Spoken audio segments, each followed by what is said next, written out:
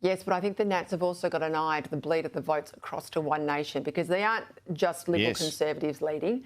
These are National Party people, and we know exactly the pockets they are, particularly out of Queensland and northern New South Wales.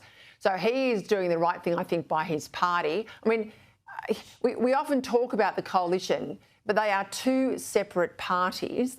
And on issues like the single desk, and I was there at the time, they split on that issue, but they held the coalition together. I just don't think on energy being as absolutely ubiquitous as it is to the economy, I just don't think that's a plausible option. But she had plenty of warning, mate. She was the deputy leader. She's not come in from nowhere to the leadership. She was there by Peter Dutton's side for the whole 3 years of the last term. If she did not know this was a burning issue, then she's just not up to the job. Well, you can't sustain the news poll number she's got either. Now, the supporters of her would say, well, people are always quitting the front bench or having a crack at her, and that's true. But at the end of the day, she's made a number of missteps, I believe, and it just isn't looking decisive enough, and she's not on the front foot enough. I mean, I look forward to interviewing her soon, because I think those sorts of things you need to do as opposition leader. You need to be on the front foot. You need to want the interview to come to you. You need to, it's like, I hate to use a cricket analogy, but I will. You're in slips. You want the ball to come to you. You want the catch. And, you don't want a situation where, we'll do that next week, or we'll do it the week after, or we'll do it the month after. Or, I'll get round to those interviews, but not now. I'll get round to that press conference, but not now. The hungriest politicians, and Dutton had this problem too, by the way. He wasn't that keen on, he wouldn't speak to the press club. OK, you hate the press gallery. Who cares? It's the job. And that is what these characters need to realise, Peter, if they want to succeed and they want to be Prime Minister. It has to occupy every, minute of your day. I mean, look at Tony Abbott. Look at John Howard. Look at Anthony Albanese, frankly. They're all workaholics, and they all basically know that the job of opposition is media, and you've got to be doing that and doing it hard.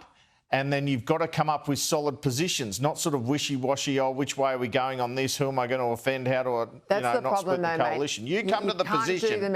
You come to the position. Yep, sorry, but you come to the position and then you convince Littleproud this is our position. The art of persuasion's part of it too. But you don't come to a position, you're on a leadership phone call on Sunday like Sussan Ley was, waiting to hear what everyone else said before making up your mind, not giving a view on that phone call, mind you, while she had Anne Ruston, who's got 20 MPs behind her, saying dropping net zero is crazy, and, 3 right-wingers saying, well, we need to drop it or we're stuffed. But you don't proffer an opinion in that phone call, 2 hours. You just sort of, weigh things up, I'm not sure. It's a recipe for disaster.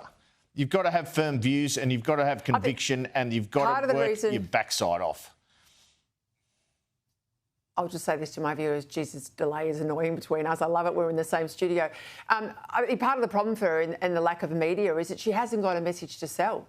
She's still waiting for that to land down on a tablet from heaven. She wants someone to tell her. And your point there about that call with her leadership, she's waiting for someone to tell her what the answer is. Well, the problem when you're the opposition leader, just like when you're, a minister with a tough issue on your desk, sometimes there's actually not a right answer. Sometimes there's multiple right answers, and you've got to take a political judgment and pick a path and stick to it with conviction and argue it. I think that's part of the deficiency she has in her political character. Let's go to that interview you had with someone who has plenty of character deficiencies, Matt Keane, former New South Wales Liberal, now the chief spruiker-in-chief of Labor's renewable rollout. You had him on the program. You pushed him twice on the whole issue of how much taxpayer support renewables get. Have a listen. Senator Ross Cadell was on this program yesterday, Matt Keane, and he said there isn't a renewables project in Australia which doesn't have some level of taxpayer subsidy. Is that correct? Well, what is correct is that Ross Cadell and the National Party were advocating for multiple billion-dollar taxpayer subsidies for nuclear energy. So it's just hypocritical that he cherry-picked something like that. What percentage of these renewable energy projects are taxpayer funded then? Is it 10%, 20%?